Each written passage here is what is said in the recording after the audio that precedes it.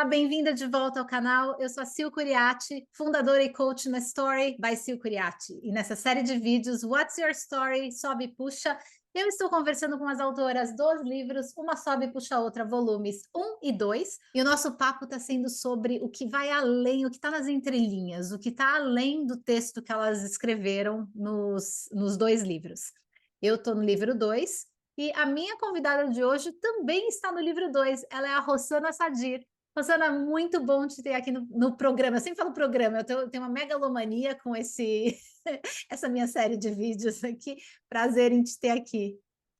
Vai ser uma alegria, super bom poder conversar com outra mulher, com outras mulheres e trazer um pouco da inspiração e da nossa trajetória para elas. Rosana, eu vou começar lendo sua bio para as pessoas te conhecerem, tá? Vou ler a bio que está no capítulo do livro. Perfeito. Executiva com formação estratégica e ampla experiência internacional como gerente geral, liderando projetos para crescimento em empresas como Amway, Avon, Abril, Monsanto e McKinsey. Expertise como agente de transformação em operações com grandes mudanças estratégicas e resultados significativos, visando crescimento acelerado, turnaround de resultados, reestruturação organizacional com mínimo impacto dos negócios, inovação digital e desenvolvimento de modelos disruptivos para a área comercial. Conselheira de administração certificada, atuando em empresas familiares e multinacionais de capital aberto, fechado e público, nos setores de varejo, tecnologia, infraestrutura, bens de consumo e private equity. Bacharel em administração de empresas pela Universidade de São Paulo e MBA pela SDA Bocconi ou Bocconi que fala? Bocconi. Bocconi, na Itália, e Kellogg Northwestern University, USA. Apaixonada por aventuras compartilhadas com amigos e família, por livros, cinema, dança e viagens, tendo visitado 87 países e vivido em 8 deles. Meu Deus, antes de eu começar já a puxar essa história aí, eu quero saber, Rosana, qual é a sua história? Quando te perguntam, what's your story? Qual é a sua história? Que história você conta? Olha, eu acho que eu começo pelo meu propósito, né? E o fato de você ter engasgado algumas vezes até me fez rir internamente, porque tem vezes que ela termina de ler a minha ID e fala assim, ufa, né? Como... Mas a questão é que o meu propósito, o que me apaixona é viver de maneira intensa e feliz novas experiências, de maneira a transformar a mim mesmos, aos demais e às organizações nas quais eu atuo. Então, acho que isso resume muito do que eu faço. Então, para mim, embarcar em novas aventuras, e quanto mais diferente for as experiências que eu vou ter, mais aquilo me empolga. Então, até no capítulo, o meu caçula está muito orgulhoso, porque ele me disse uma frase que me impactou, e eu cito no capítulo, e ele diz, mamãe, a sua zona de conforto é estar fora da zona de conforto, né? E é realmente isso. Então, na minha bio, o fato de eu ter viajado muito, mudado de países, gostar de andar de moto, ou mergulhar, ou viver novas culturas, é justamente, vai por conta dessa paixão por viver novas experiências. Isso é muito bacana porque você começou falando do seu propósito, né? Sua história é baseada no seu propósito. Não é fácil uma pessoa encontrar o propósito de vida e falar, puxa, é para isso, esse é o meu porquê, essa é a minha razão de estar fazendo as coisas. Você considera que você segue o seu propósito há muito tempo ou foi uma descoberta que veio vindo com a carreira? Não, eu já sigo há mais de 20 Que anos. sorte! E eu te explico por quê. Porque eu comecei minha carreira assim, na hora que me perguntam como foi a minha carreira, eu sempre digo que a minha carreira tem 3 ciclos. E eu digo ciclos, não digo fases, porque fases ela tem começo e fim. E ciclos é como se você construísse em camadas, né? Então, o seu núcleo continua e você vai ampliando o seu repertório. Então, meu primeiro ciclo foi como estrategista. Eu comecei na McKinsey, depois na Monsanto, na editora Abril e na Avon, como diretora de estratégia para o Brasil e depois estratégia para a América Latina, para o cluster andino baseada na Colômbia. No meu segundo ciclo, eu fui CEO e trabalhei como presidente da Avon no Equador, depois no Chile, depois presidente para a América Latina para a EMA. E agora, nesse meu terceiro ciclo, eu estou como conselheira. Então, voltando, tendo começado em estratégia, eu já tinha uns 6, 7 anos de carreira, quando eu fui numa palestra em que que era da Você S.A., lembra da revista Você S.A.? Claro, E a Você S.A., o princípio da Você S.A., eu trabalhava na Abril, era você é a sua empresa, você é a sim. sua marca. Então, quando eu estava naquela reflexão, eu falei, poxa, se eu estou há 7 anos fazendo planejamento estratégico, definindo missão, visão, princípios, valores para outras empresas, eu tenho que fazer isso comigo. Então, em 2003, agora faz 20 anos, eu lembro que foi tipo maio, foi o primeiro semestre de 2003, eu sentei com o meu ex-marido e ambos fizemos nosso planejamento estratégico. Então, a gente definiu nossa missão, que é muito em linha com o propósito que eu te falei, foi tendo muitos poucos ajustes no decorrer do ano, nossa visão, nossos princípios, nossos valores, nosso scorecard, nosso balance scorecard, e nossas metas de vida para os próximos anos. E eu não faço aquele negócio de meta de vida que é todo ano, rever, fazer lista. Cada vez que me falam o que você quer daqui a 5, 10 anos, eu acho que isso daí está cada vez mais furado, como está furado para as empresas. Mas os nossos sonhos e aspirações, tá? E dentre esses sonhos e aspirações, saiu no planejamento estratégico dele morar fora como família. Ambos, naquele momento, trabalhávamos em empresas nacionais. Eu trabalhava na Abril, ele no Fleury.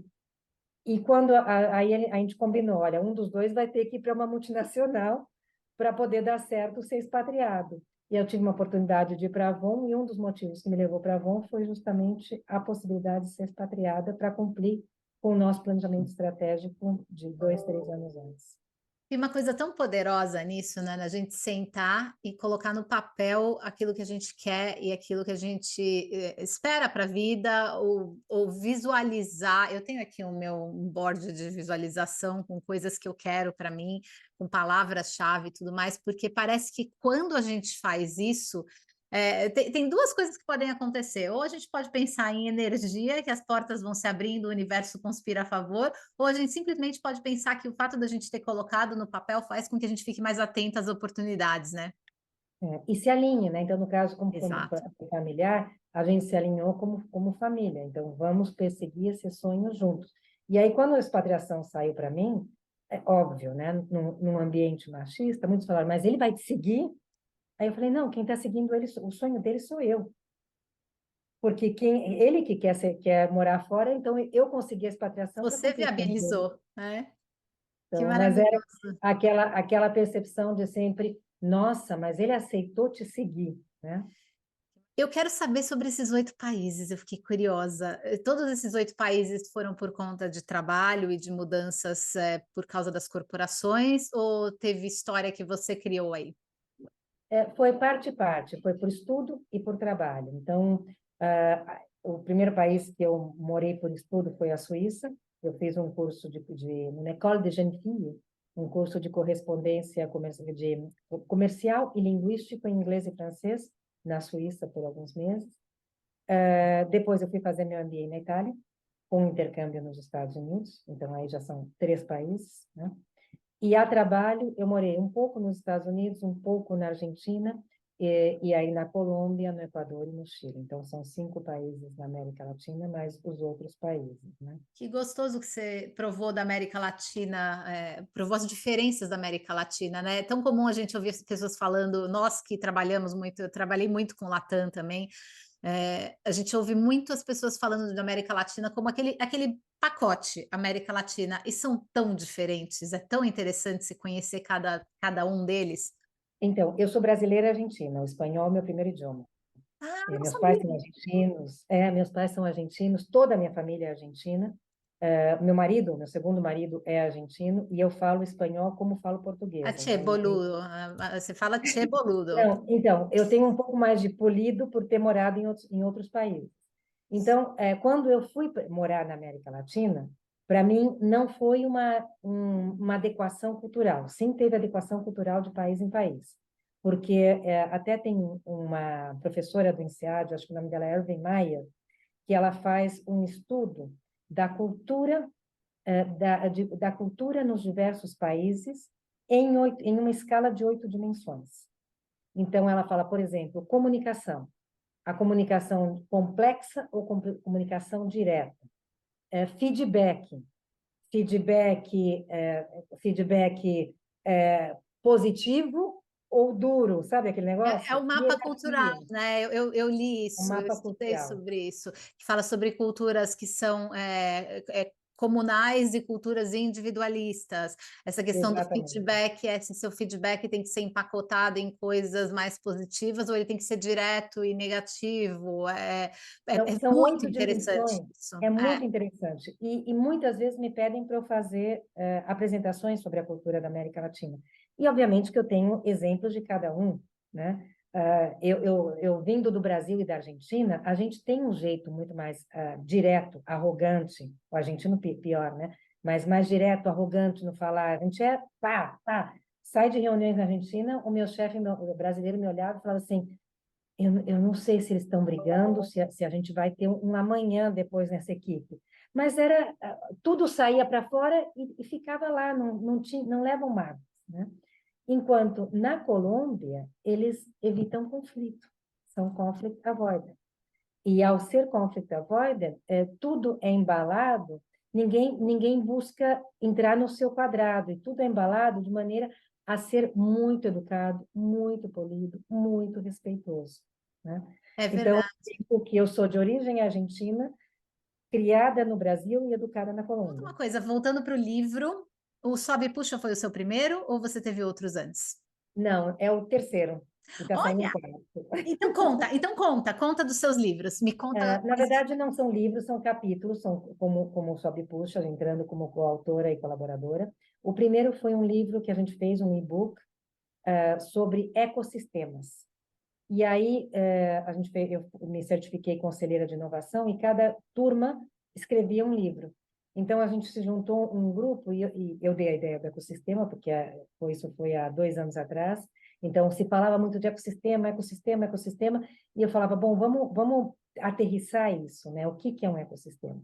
Então, cada um focou ecossistemas distintos, governamentais, ecossistema feminino. Então, mapearam esses ecossistemas e o meu grupo mapeou a diferença entre ecossistemas de varejo na China, nos Estados Unidos e na América Latina, que legal. tendo como exemplo Alibaba, Amazon e Mercado Livre. Então, esse foi o primeiro livro e eu acho que para a gente, assim, escrever e ensinar é a melhor forma de aprender, né? É, Então, foi um tremendo aprendizado para mim também. imagina. O segundo livro saiu em agosto do ano passado, esse sim publicado por uma editora, e que é um compilado de histórias de executivos, histórias de sucesso.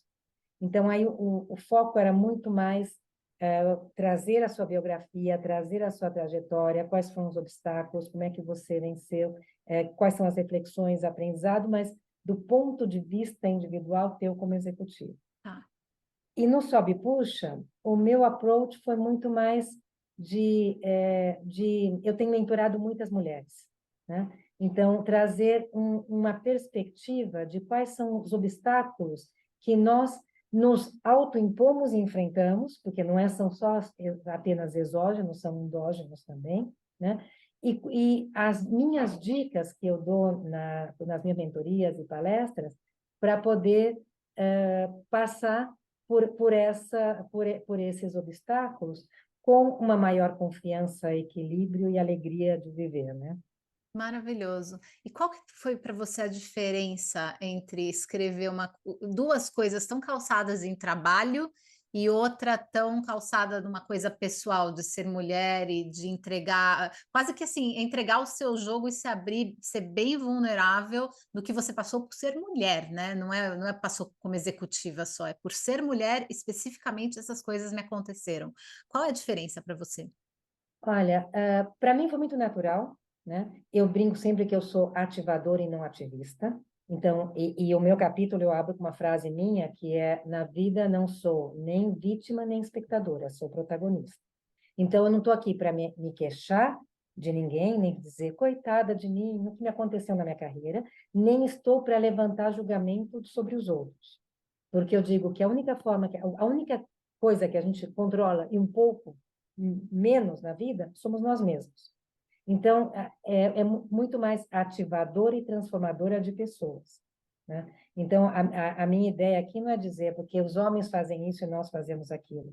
É dicas para as próprias mulheres, como elas podem criar consciência e se apoiar no desenvolvimento para elas mesmas, né? Então, por isso, ativadora.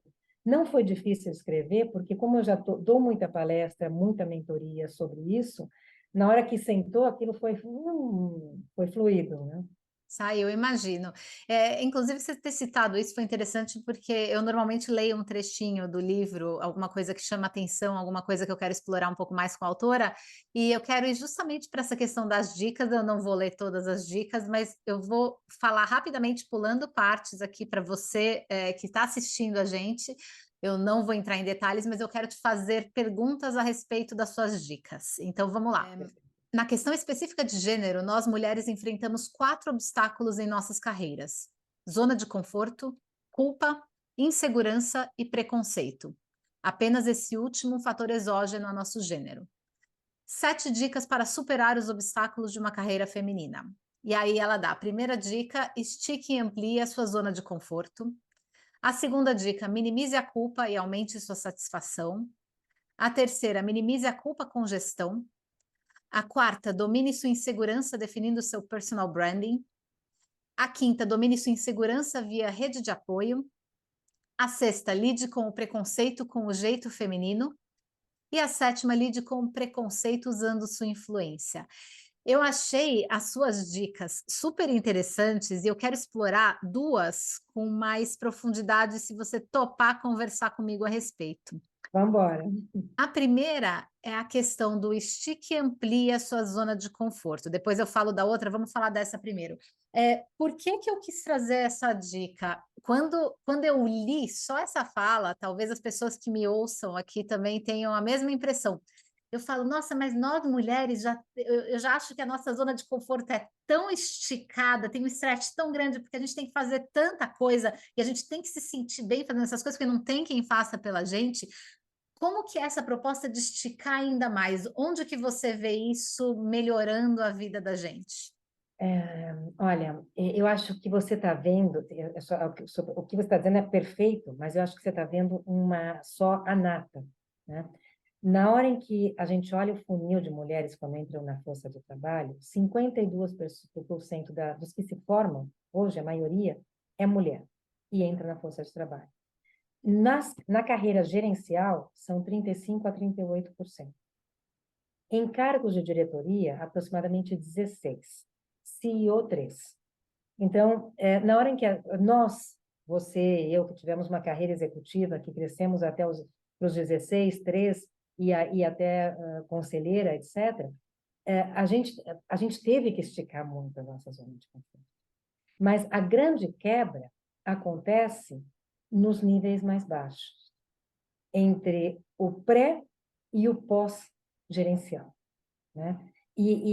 A minha fala é muito para esse público, porque é onde começa a questão de que, poxa, acabei de ter filho, o que que eu faço? Não vou me dedicar tanto à carreira, vou ficar em casa, eu não posso viajar tanto se eu estou com 3 crianças, se eu estou amamentando. Eu tive 3 filhos, eu tive que viajar amamentando, deixando leite. É complicado, a gente é muito demandada, né? Então, chega uma hora em que muitas mulheres dizem, não vou procurar sarna para me coçar, porque a minha demanda é muito alta, porque a minha cobrança é muito alta, interna delas, e da sociedade, né? Do marido, da família, eu tive amigas que olharam para mim e falaram assim, nossa, Rosana, eu não entendo como você tem essa vida. E falaram isso com julgamento, né? Das próprias mulheres, né? Como você está criando filhos, viajando 30%, 50% do teu tempo. Olha, só de falar isso eu já me sinto culpada, porque... Mas não é? Então, você fica com essa questão de que sair da zona de conforto não é confortável, não é fácil, e ninguém te ajuda, porque precisam de você nessa zona de conforto como líder da casa, né? Para mim, gera um incômodo, não pelo que você está falando, porque eu acho muito importante isso que você diz e como você enxerga isso. É um incômodo de que tenha que ser assim. É aquela coisa que a estrutura e a sociedade e o mercado é construído de forma a não permitir que você realmente tenha um tempo fora, um tempo para você e que você volte crescendo. Realmente, se você faz escolhas diferentes, que te deixam na zona de conforto, existe uma pausa na carreira. Isso é muito triste, né? Então, mas e também da gente mesmo, por isso que eu falei que é muito endógeno. Porque, na verdade, a gente é criada brincando de casinha, Fato. né? Na nossa criação, os homens eles são criados para serem competitivos, para jogar futebol e ganhar, né? A gente vai fazer balé, né? Então, aquele negócio de que vencer, de que tem que ganhar, tenho que ir, tenho que lutar, eu sou provedor, não vem da gente, naturalmente. Por isso que a nossa zona de conforto ela é pouco esticada É. pelos demais. É muito a gente, é muito. Você sente que você está o tempo inteiro você lutando contra você mesmo, Devendo. contra tudo, né? A outra coisa que eu queria conversar com você era sobre o lide com o preconceito com o jeito feminino. E eu gosto muito de conversar sobre isso, porque eu adoro a ideia de que a gente não precisa se masculinizar para ser uma líder. Eu acho essencial. Olha para você, olha para mim, assim, com exceção do cabelo curto, que tem gente que critica e fala que é masculino, nós somos mulheres femininas. E eu me orgulho de sempre ter sido feminina, mas eu tive que tomar cuidados na minha vida por conta de assédios, por conta de postura esperada e tudo mais, que eu cheguei a me masculinizar um tempo e que foi uma coisa que me incomodou muito, porque o resgate depois do feminino é muito difícil e muito complicado. Então eu queria ouvir da sua experiência se você passou por isso também ou se você não, você calçou, você fincou o pé no chão e disse: "Não, eu serei feminina sempre e é desse jeito que eu vou seguir". Não, eu me eduquei nesse sentido. Na verdade, a minha forma de ser é muito assertiva. Eu sou uma pessoa que sou muito direta, né? Tendo começado minha carreira na McKinsey, a gente brinca que ex-McKinseys falam por bullet points, né? Então, eu tenho 7 dicas, tenho 3 pontos e pá, pá, pá, eu sou muito direta e estruturada. Introdução, argumentos, conclusão, né? Não sou daquelas que sai de bem para tudo quanto é lado. Então, durante a minha carreira, eu acho que é natural, e eu fiz eu conversei esse ano com mais de 200 mulheres, fazendo a mesma pergunta. Quem de vocês teve feedback de ser agressiva em algum momento da carreira? Dura ou agressiva? Das 200, só uma, Sil, me disse que não. E eu não tenho certeza que ela estava falando a verdade. As 200 me disseram isso. E aí eu comecei, olha, meninas, eu descobri há 2 anos atrás que o feedback de ser agressiva não era exclusivo à minha pessoa.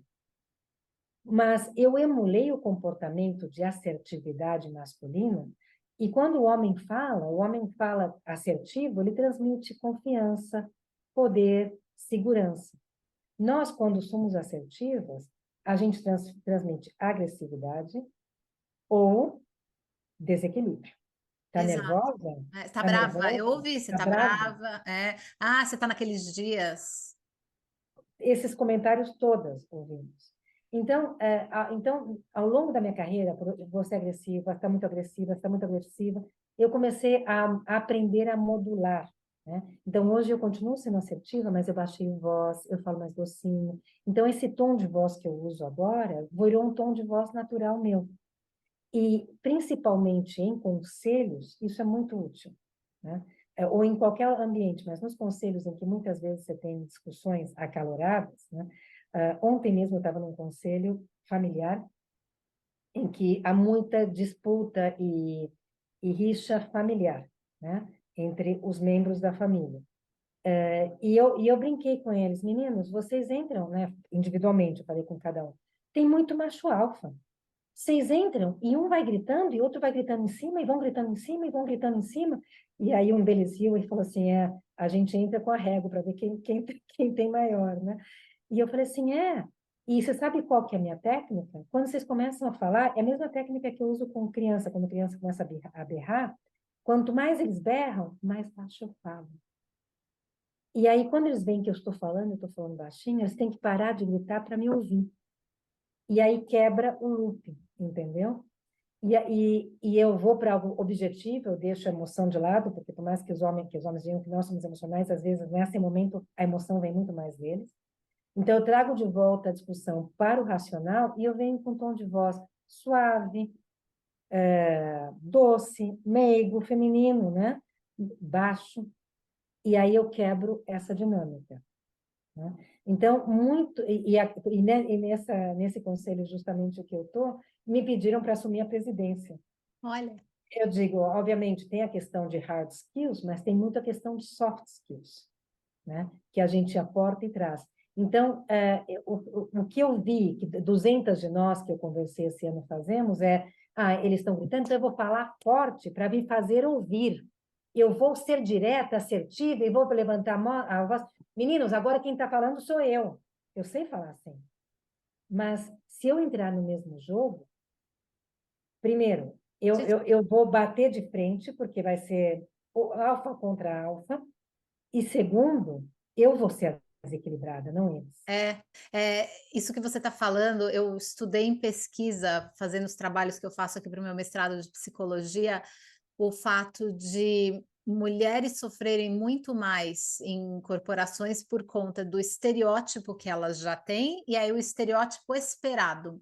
Existe o estereótipo de ser mulher e de ser assertiva, é brava, etc., tudo isso que a gente já conversou, mas existe o estereótipo esperado que é da mulher obediente, calminha, bonitinha, quietinha, etc. E que toda vez que uma mulher sai desse estereótipo esperado, ela fica menos likable ainda, as pessoas gostam menos ainda dela do que gostariam se ela simplesmente fosse a louca. Então, é quase que uma sinuca de bico, não tem o que você fazer, tudo o que você fizer pode dar errado. Então, é interessante quando você vem com uma estratégia que tem funcionado para você, eu acho que é uma lição interessante. Eu tinha uma cliente que era exatamente como você, e eu achava fascinante, falava, nossa, tá todo mundo berrando, e ela fala baixo, todo mundo tem que parar e olhar, e ouvir o que ela tá. E é uma questão de respeito, e é uma questão de você aprender que aquela pessoa tá sempre adicionando valor. Então você quer ouvir, você quer parar para ouvir, é muito legal. Mas você quer aí muito maior controle emocional, né? Porque Muito. é muito fácil se deixar levar pelo clima, e eu sou uma Mariana apaixonada e assertiva. Então, assim, E por isso eu te falei, Argentina ainda, imagina, é Argentina e paixão. brasileira, então tudo, né? Toda a paixão. E antes, assim, eu me lembro que no começo da minha carreira, eu não gosto de gente prolixa. Então, entrar num lugar, eu entro com um objetivo e eu saio querendo cumprir os objetivos. E tem gente que adora bater papo, né? Ir pelas ramificações. E eu me lembro direitinho, assim, no começo da minha carreira, de liderando discussões que não estavam sendo produtivas e a coisa começar a queimar no meu estômago.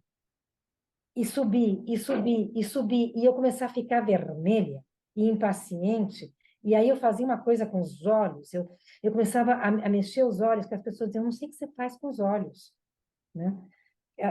Aí foi quando eu comecei, falei, bom, quando que eu perco a paciência?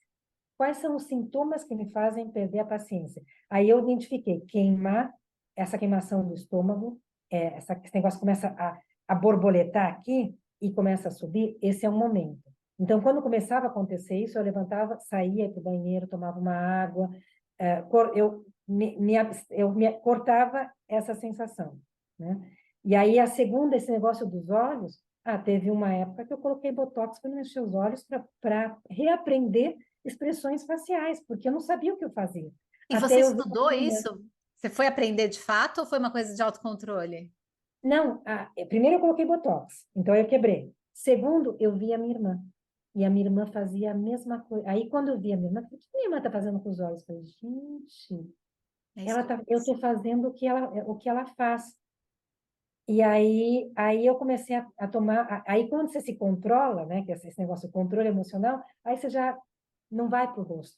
Você tem consciência, você percebeu os sinais, isso é essencial. Você percebeu os primeiros sinais de eu vou explodir, vai estar na minha cara. Então, percebeu o sinal, tem que mudar o foco, não tem jeito.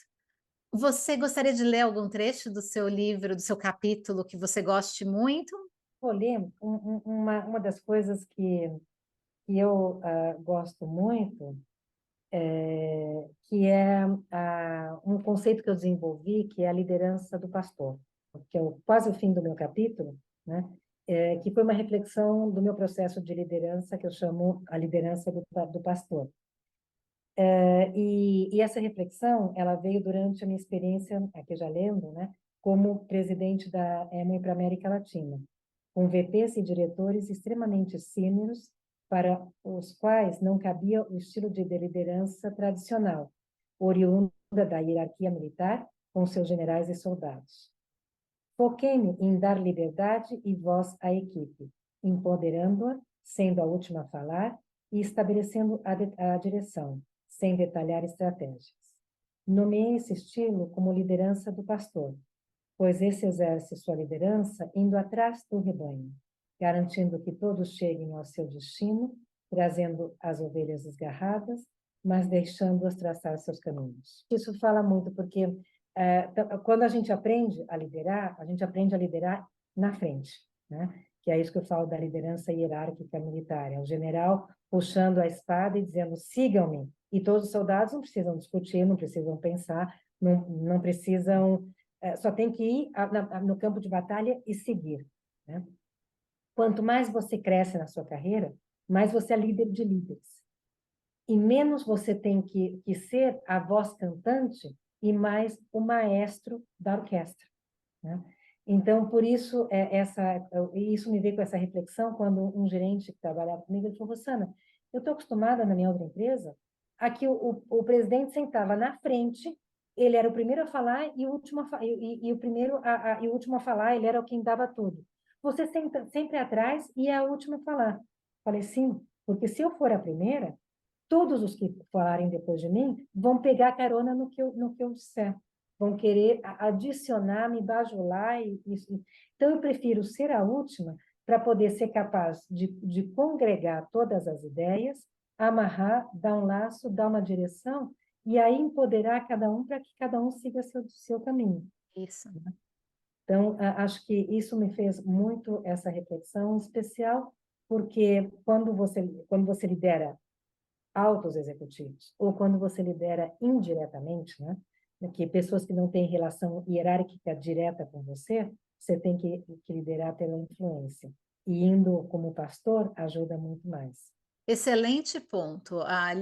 O liderar por influência é uma das coisas que mais aparece nas conversas que eu tenho, porque justamente eu trabalho hoje dando coach para mulheres, a maioria é mulher, em altos cargos, são mulheres executivas, e sempre tem essa questão sobre a influência, influenciar culturas diferentes, influenciar homens, influenciar gente mais velha do que eu, como é a questão da influência. Excelente ponto esse que você colocou. O estilo de liderança, que é um estilo que é muito mais servil até, é um estilo de quem está aí para observar e para semear, para colher, para direcionar, para amarrar, como você falou, é bastante eficiente e bastante inspirador. E a liderança sob influência é muito sobre dar, né? Exato. Isso foi, para mim, um processo de coaching que eu tive, em que eu defini 3 metas para mim naquele ano de trabalhar, né? Deixar de ser muito diretiva para ser mais uma referência e mais uma influência. E aí isso está até na dica, acho que é a dica 6, né? E o que eu fazia era, assim, no começo era uma matriz mesmo de influência, né? Colocava o nome de cada pessoa que era crítica no processo de decisão de um projeto, de algo que para mim fosse importante, e colocava nas colunas o que o movia, que argumentos iam ser capazes de influenciar a sua decisão, quem ele ouvia e qual que era o meu plano de ação, né? Maravilhoso. Eu fazia isso no papel. Eu sempre E fiz também, mapa de influência. São agora, círculos de influência, né? agora para mim já vai meio que mental, né? Mas no começo era assim, no papel ia assim, bom, esse se move a status, essa se move a reconhecimento, esse se move a dinheiro, aquele quer um desafio. Então eu olhava o que movia cada um e a mensagem, o argumento, o approach era completamente diferente. Do mesmo assunto, né? Você modula a conversa de acordo com o que tem na conversa para o outro, né? O que, que o outro vai receber. Olha, gente, sessão de coaching aqui para vocês gratuita, viu? Ó, as dicas. E isso, para a mulher, no sexo feminino, é muito mais fácil, porque Ai, a gente tem mais ferramentas de convencimento, né, do que o homem, que ele é muito mais objetivo e diretivo. exato. Exato. Olha lá. O que, que você gostaria que os leitores sentissem lendo o seu capítulo, Rosana? Eu gostaria que eles se sentissem inspirados, né? Isso. Então, como eu me defino como uma agente de transformação, até a dedicatória que eu escrevi no livro para as pessoas que compraram, que foram, então eu escrevo aqui para todo mundo que está ouvindo, por mais pessoas inspirando, transformando e puxando a outras. Então, é isso que eu espero que sintam, não só ao ler o meu capítulo, mas ao ler todos os outros, né? Esse é um livro muito multifacetado.